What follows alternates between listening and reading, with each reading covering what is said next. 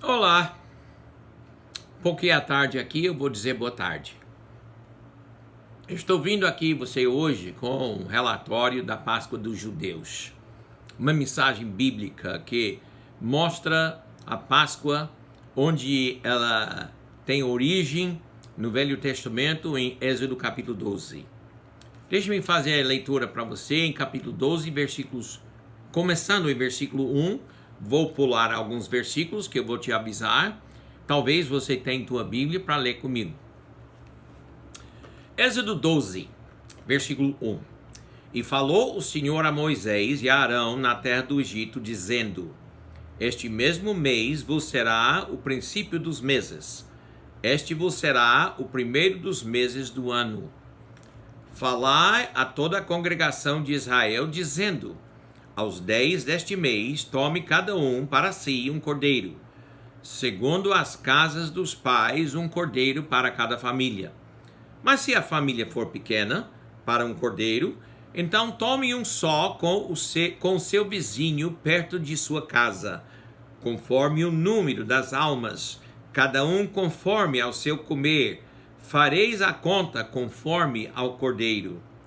O cordeiro ou cabrito será sem mácula, o macho de 1 ano, o qual tomareis das ovelhas ou das cabras, e o guardareis até ao 14º dia deste mês, e todo o ajuntamento da congregação de Israel o sacrificará à tarde.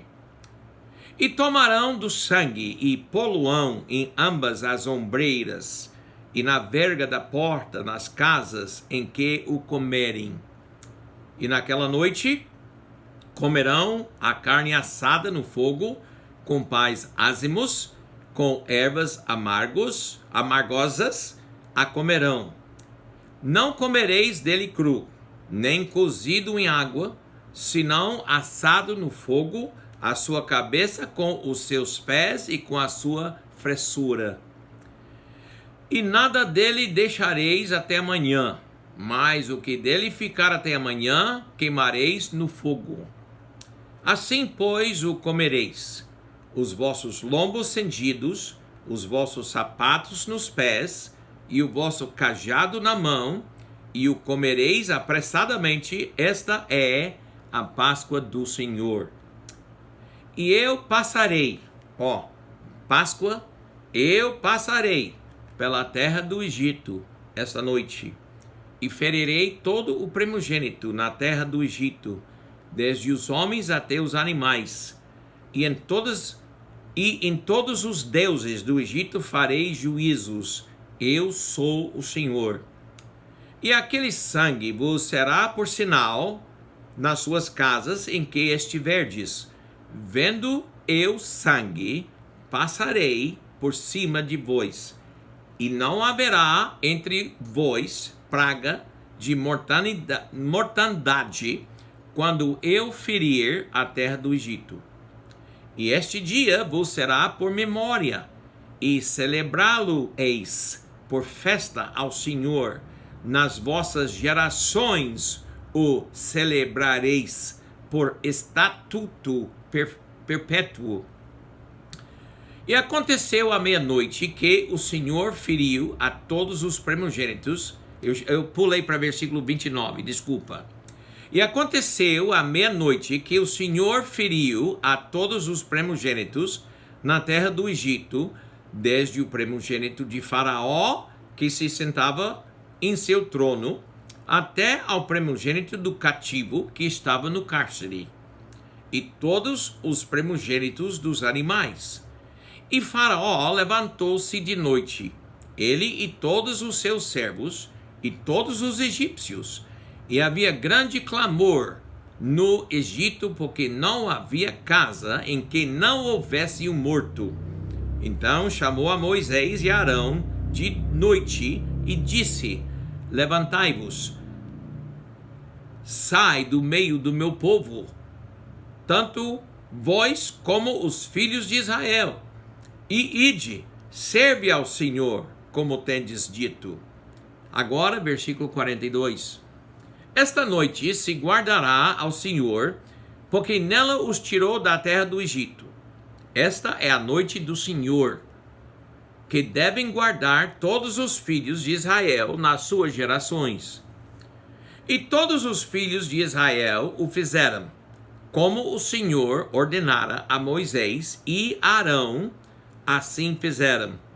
E aconteceu aquele mesmo dia que o Senhor tirou os filhos de Israel da terra do Egito, segundo os seus exércitos.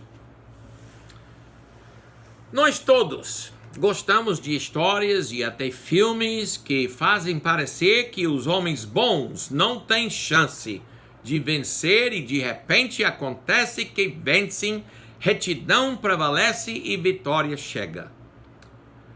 O relatório de hoje não é lenda. Este não é ficção. Não é uma história tipo conto. É um relatório do povo de Deus. Os israelitas estavam, nesta hora, no Egito, 430 anos. Por 30 anos eram até honrados, por ser parentes de José. E ele foi um herói nacional. Mas os historiadores nos falam que talvez Egito foi conquistado por outro país, entrou um outro povo e subiu um novo rei, que não tinha conhecimento de José. Aí ele fez dos israelitas egípcios escravos. Pelo processo de tempo, sua escravidão ficou mais e mais pesada. O povo começou a chorar a Deus. Deus começou a preparar um homem para livrá-los, Moisés. Vocês sabem como Moisés foi levado de nenê dentro da casa de Faraó. Mas com 40 anos, ele resolveu, eu vou dar meu jeito, eu vou livrar meu povo. Não deu certo porque não era a hora de Deus. Depois de mais 40 anos, ele no deserto, chupando o seu dedo, por causa do seu fracasso e de não esperar em Deus, Moisés viu um certo dia uma sarça, um arbusto em chamas e recebeu a chamada e a autoridade de Deus. Ele voltou a Egito e com seu irmão Arão foi perante Faraó.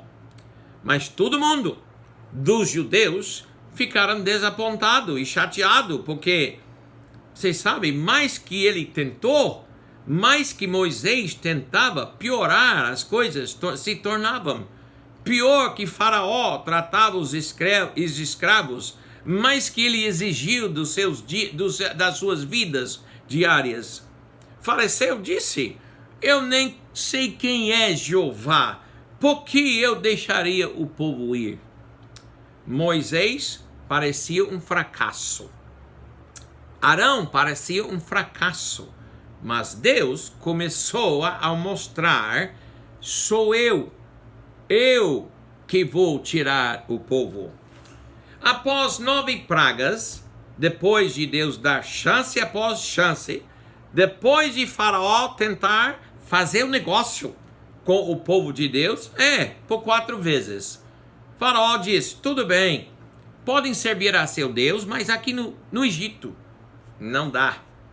Não vá longe, então. Pode ir, mas não vai longe. Não dá. Somente os homens vão. Não vai dar certo. Vai então, mas deixa suas coisas, seus bens aqui no Egito.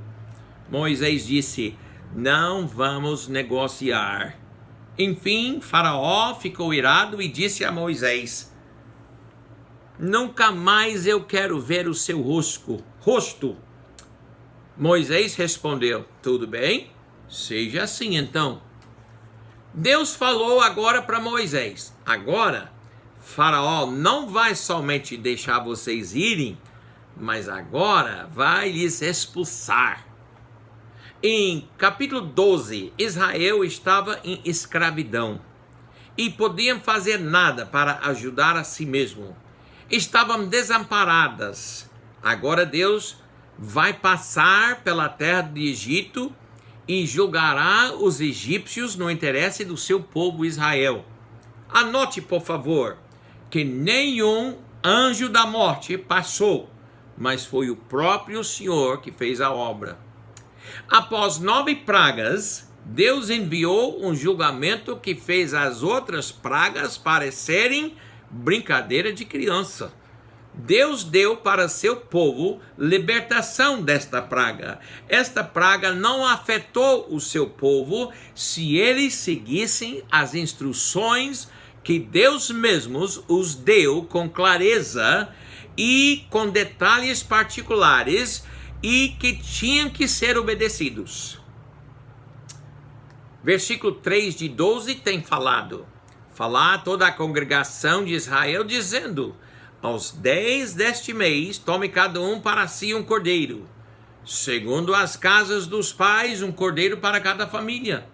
Mas se a família for pequena, para um cordeiro, então tome um só, com seu vizinho, perto de sua casa, conforme o número das almas, cada um conforme ao seu comer, fareis a conta conforme ao carneiro. Versículo 5. O cordeiro ou cabrito será sem mácula, sem defeito, um macho de 1 ano, o qual tomareis das ovelhas ou das cabras. Estas instruções não eram dadas para serem interpretadas. Para cada israelita diz: o que eu vou fazer assim? Como eu vou fazer? Não, Deus não queria que ninguém se confundisse. Ele não queria que essas instruções fossem difíceis para entender. Essas instruções eram específicas e claras e os preparativos não podiam ser feitos de outra maneira. Versículo 6 fala sacrificar, isso é matar. Versículo 8 nos mostra que não foi um banquete, não foi uma grande ceia, é uma ocasião de não esquecer. Esta experiência mudará suas vidas completamente. Isopo, um tipo de mato. Qualquer um podia entender estas instruções. Versículos 29 a 30, veja se você pode imaginar a situação no Egito aquela noite. Toda casa foi afetada. Casas dos ricos, casas dos pobres, afetado por morte.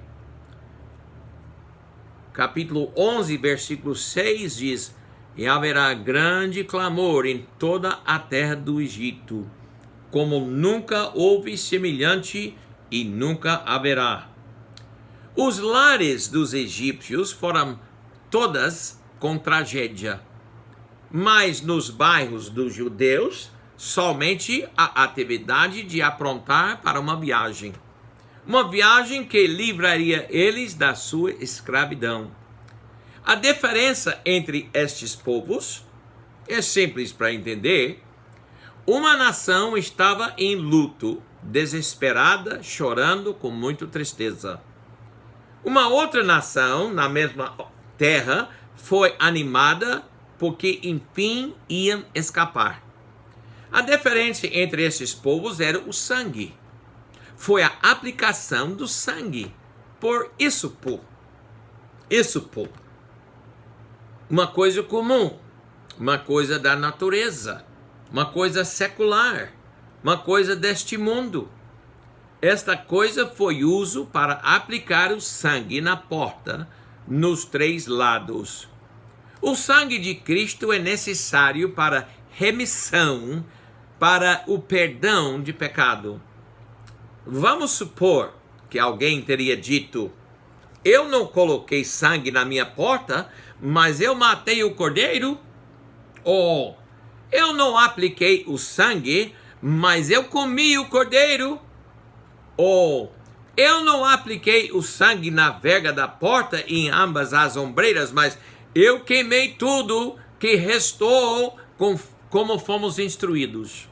Ou eu fechei o cordeiro ao 10º dia. Ou eu matei no 14º dia, só não coloquei o sangue na minha porta.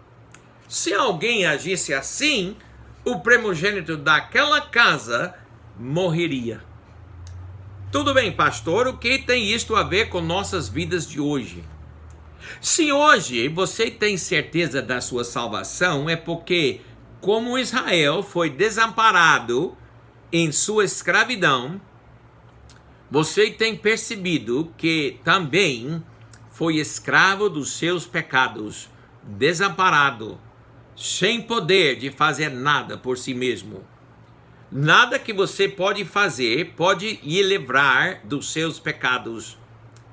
Quando você nasce pecador e vive a vida de pecador, você vai ao inferno dos pecadores.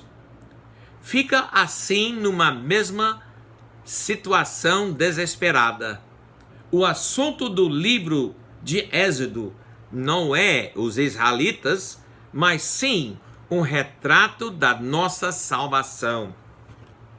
Alguém pode dizer, eu sei tudo isto, é por isso que eu frequento uma igreja, mas ainda pode ir para o inferno. É por isso que eu fui batizado e sou membro, e ainda pode ir ao inferno, se não aplicar o sangue. Meu dízimo é maior do que os dízimos dos outros, ainda pode ir para o inferno. Sem o sangue tem que ser aplicado por todos. Não adianta dizer, eu faço isso, eu faço aquilo, porque sem o sangue não pode ter a vida eterna. O sangue é essencial, é o fundamental. Talvez você nunca tenha negado Jesus. Você crê que ele é Deus, crê que ele morreu para pecadores, mas se você não aplica o sangue dele, você é perdido ainda. Sem o sangue, você é perdido. Você pode até ler sua Bíblia fielmente. Você pode orar todas as noites antes de deitar. Mas se em seu coração você nunca aplicou o sangue, está no caminho ainda para o inferno. Pastor Tomé, nós não cremos assim. Aqui não tem lugar para debate. Não tem como cada um interpretar do jeito que ele ou ela quer. Hebreus 12 ensina que Jesus ofereceu seu sangue no altar no céu para mim. Sem o sangue, você está perdido. Nós cantamos hinos do sangue, nós pregamos mensagens sobre o sangue, nós pregamos o sangue porque o sangue é precioso. O sangue dá vida. Vida eterna está no sangue. Redimido significa que Jesus nos comprou de volta do diabo depois de nos habitar no pecado, no diabo, por nosso pecado. O preço que ele pagou foi seu sangue.